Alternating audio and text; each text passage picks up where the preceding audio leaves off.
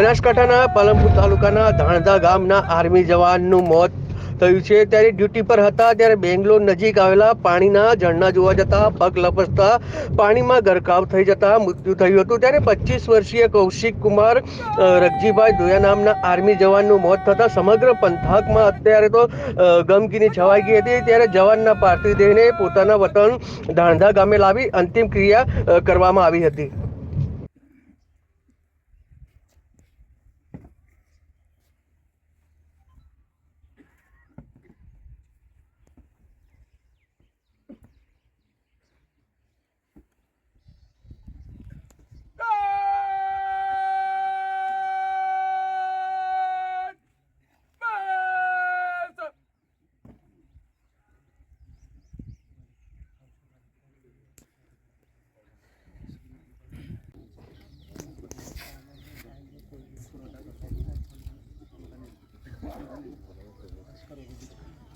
मेरे को दे, इसका